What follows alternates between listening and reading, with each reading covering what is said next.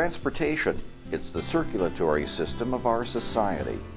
This amazing network of roads, bridges, walkways, and transit operations is the lifeblood of our economy.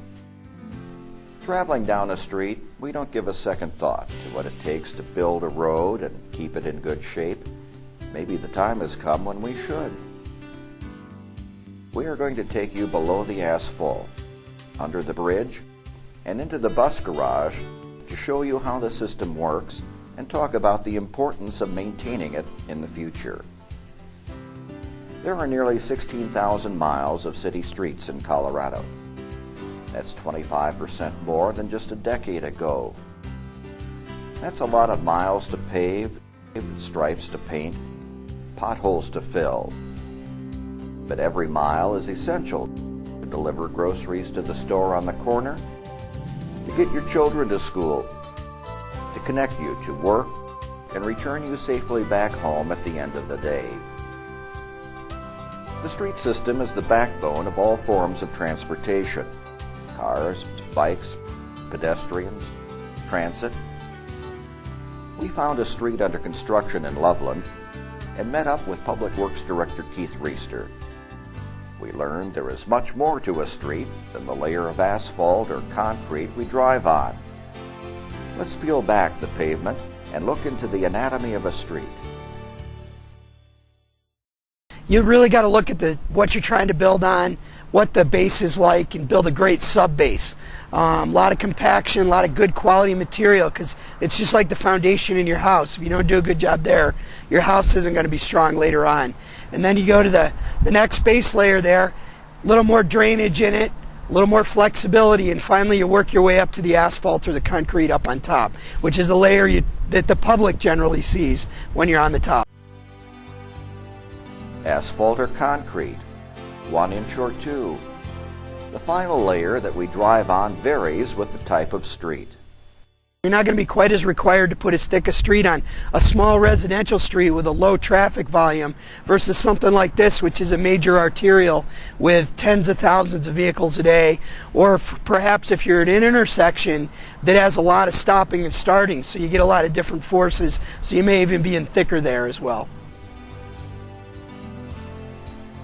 Transportation elements are only a part of a street's anatomy. There's a lot more to find when you dig down below the asphalt.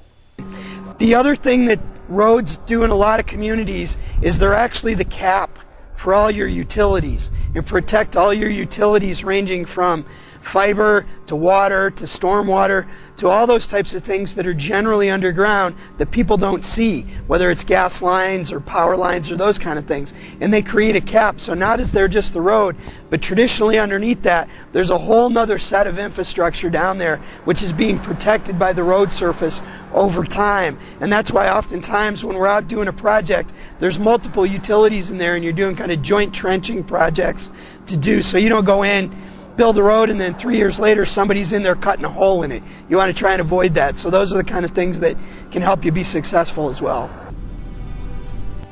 Building the road is only the beginning of the story. As time goes by, streets require more and more attention. Interestingly enough, the maintenance on a road is a lot like, say, the paint on your house. On the asphalt top, it dries over time. And it gets exposed to the elements and it oxidizes, and the sun beats down on it, and Mother Nature does her best to break it apart.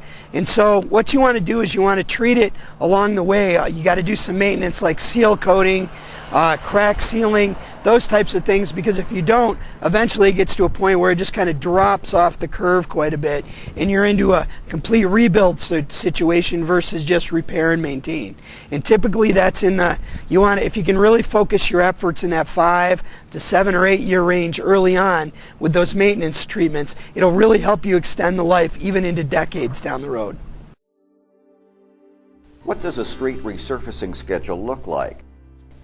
According to the Colorado Municipal League's State of Our Cities and Towns survey, in larger cities, the average number of years between surface treatments for residential streets is 14 years, 9 years for arterial streets. Street maintenance is important in municipalities of all sizes. In small Colorado towns, gravel streets are often the norm.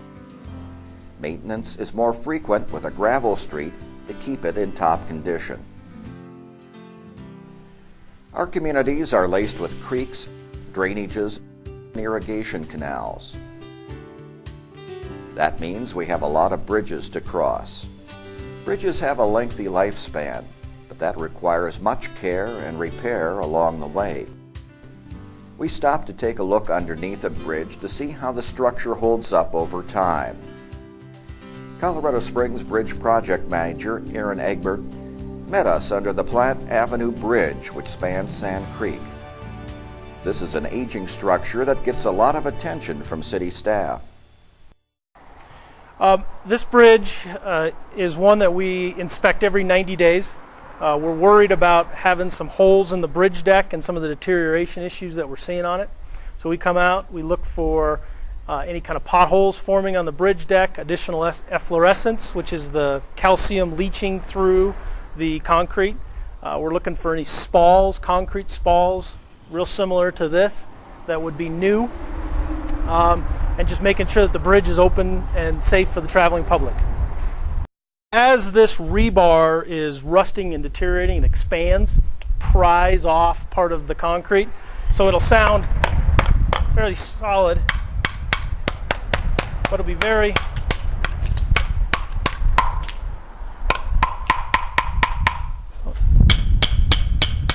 so there's a very sound concrete, very soft. This deterioration is fairly minor. The bridge is still safe. It still has its structural stability. As the deterioration gets back behind the rebar and deeper into the concrete, that's where we start having some concerns about load posting and safety issues. Each bridge ages differently. It depends on the maintenance effort that has been done over time to preserve it and keep it in good condition. A typical bridge that we're constructing nowadays will last 75 to 100 years is what we expect for a service life. This is Sand Creek. This is a drop structure, kind of a sloping rock, grouted rock boulder drop structure. Stormwater and drainage infrastructure is a critical element to protecting our bridges. As if these drop structures were to fail, we have the risk of losing the foundation of the bridge itself. Bridge replacement is a major budgetary challenge. 30% of municipalities have bridge replacement or rehabilitation projects ready to go when they can secure the funding. More and more people are turning to two-wheeled transportation. Cities and towns are working to make bicycle riders welcome and safe. Larger cities report an average of 64 miles of on-street marked bike lanes and 69 miles of off-street bike paths. Boulder is a leader in the effort, where more than half of the city streets are marked to accommodate bicycle traffic, and 95% of the arterial streets have bike lanes. Transportation Director Tracy Winfrey said Boulder is a laboratory for new ideas to make biking easier and safer. We're doing a cycle track, and that's on baseline. And it's where we have a physical barrier between the bike lane and the vehicle lane. And there are concrete blocks and delineators, so vertical delineators that separate the vehicle from the bicycle lane. So we're testing that, and we're getting feedback from the community about, does that make them feel safer or not? Should we do that in more locations? We're doing buffered bike lanes where we're creating a buffer area between the bike lane and the vehicle lane. Does that make people feel safer? We're doing back and angled parking on University, where when a motorist parks, they park back in, and when they pull out, they have a view across of the bicycle lane before they pull out into traffic. We're also doing bike boxes. We're installing one at Canyon and Folsom. And in a sense, it gives the bicyclist the upfront location at the signal, at the intersection. So the bicyclist gets to move on through the intersection before a car may come through and turn right. The goal is for people to feel safe and be safe using two wheels to get around the city. Not only is the city providing designated bike routes to get you where you want to go, they are providing the bike. The B-Cycle system is a community bicycle sharing program that provides easy bike access for trips around town. One can become a member and check out a bike at one location, then drop it off at another B-Cycle rack. These programs are changing the transportation landscape in Boulder, where 10% of commuters ride a bike to work or school each day. The bicycle effort is only part of the overall transformation of street traffic. In the city of Boulder, we're really working toward a sustainable, multimodal transportation system. And there are a number of ways that we do that. And one policy objective we have is to create a set of complete streets, meaning that a street that carries all modes of travel, whether it's bicycle, pedestrian, local transit, regional transit, and cars. So creating an integrated multimodal system through a set of complete streets. As transportation options grow, so grows the number of people who ride rather than drive to their destination. Transit services come in all shapes and sizes across Colorado. 16% of cities and towns operate a bus system. 23% of municipalities are served by a regional transit district. Pueblo has long been a leader in providing bus service to the community. Jason Schwartz is Maintenance and Facilities Supervisor for Pueblo Transit. At Pueblo Transit, we run 13 buses in maximum service. We transport about 3,500 people per day. We have 11 routes. At any one time during the day, we run 2 trailer buses, which for the busier times of the day. Crews put a lot of effort into preparing a bus for service each day. We visited the Pueblo Transit Service Center to see what goes on behind closed garage doors when the buses return from a hard day at work. The drivers, they come when they finish a route at the end of the day. It still starts there. They'll do a post-trip inspection. They look over the whole bus. They find anything that is wrong with that bus. Then they make sure they notate that on a driver inspection form, which the mechanics get from there.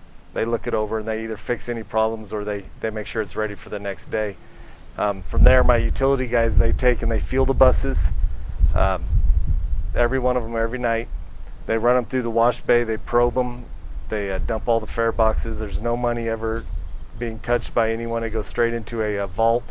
It's electronic equipment that dumps all the money in there, which goes into the vault. From there, the bus is vacuumed out, washed, brought back in here, parked here for the day or for the night, and start the next morning. Buses are built tough. They're designed to be in service for a decade or more, logging hundreds of thousands of miles. When a driver comes in the next morning, he will come out, he or she will come out, they will look at the bus, they'll start their inspection as they're walking from the door over here.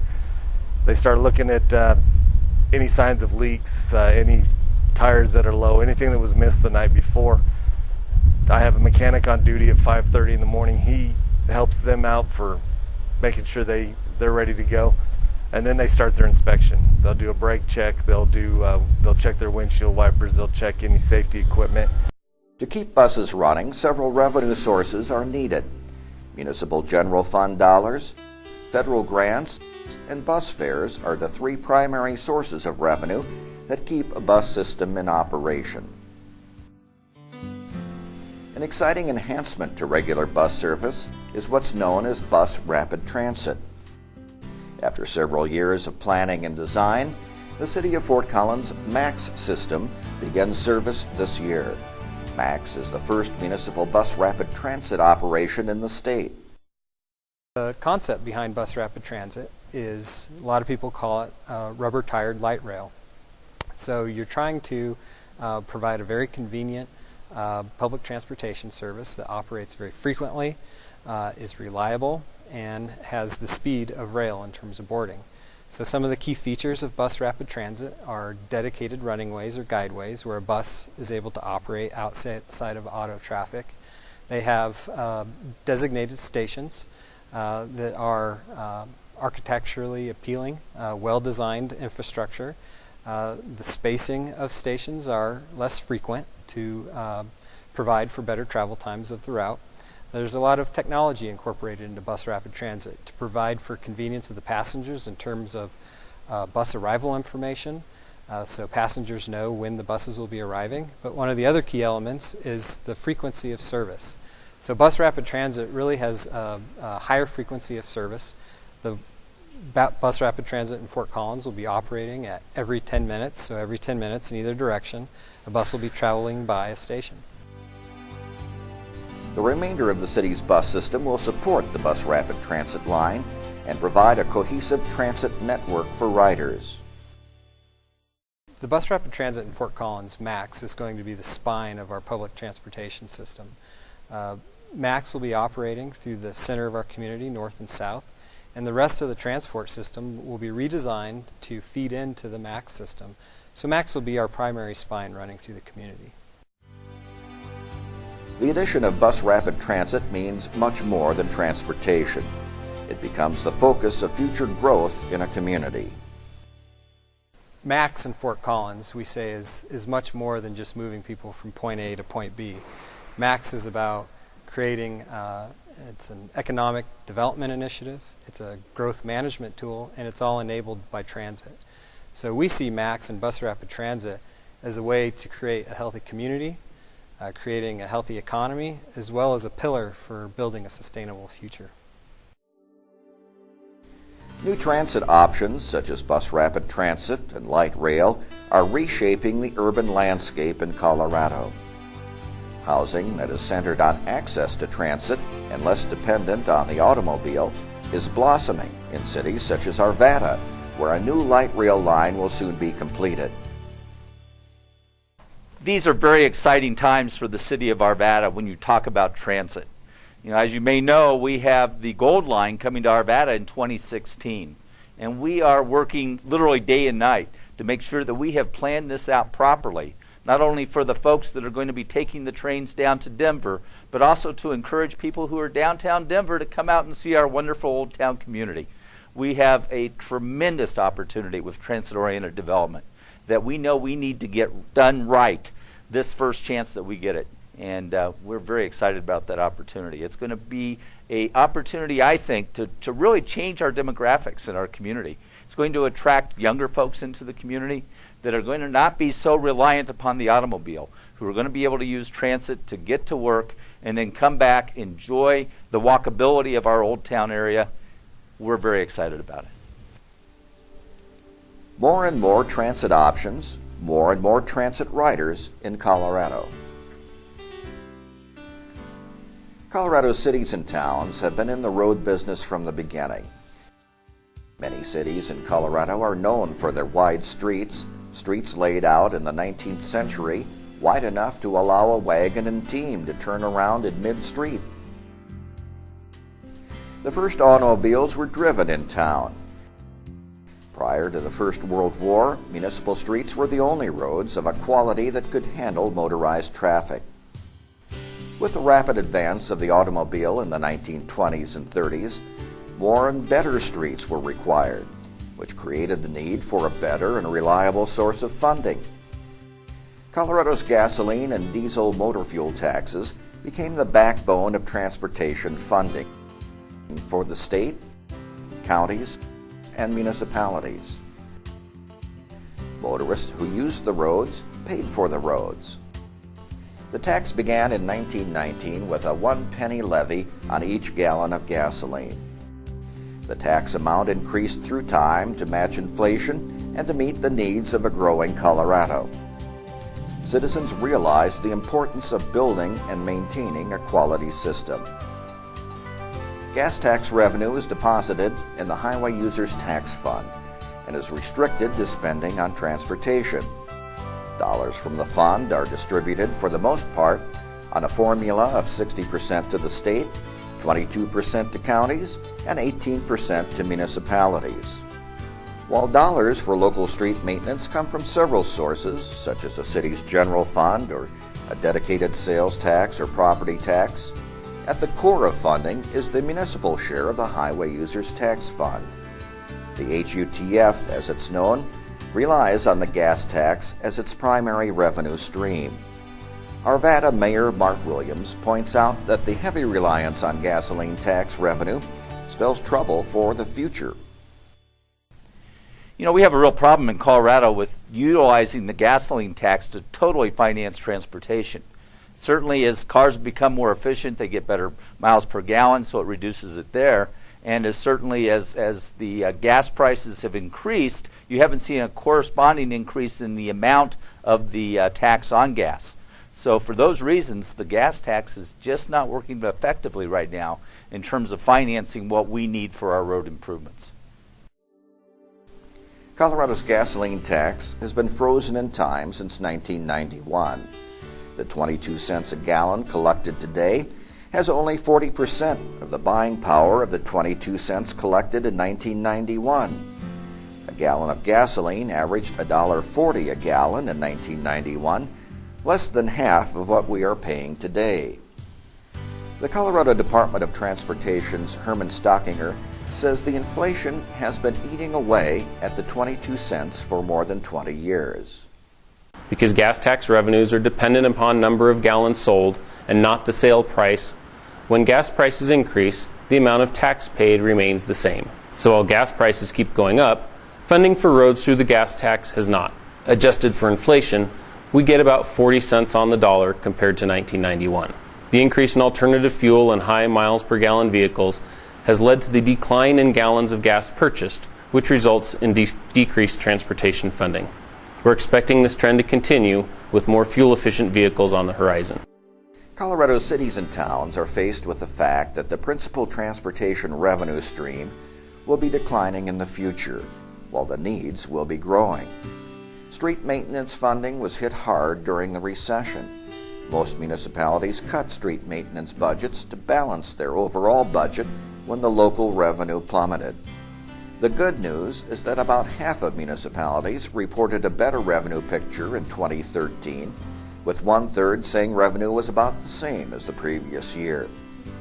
While the better revenue picture has led to an improved funding picture for transportation, only 41% of cities and towns report they have once again fully funded their street maintenance budget.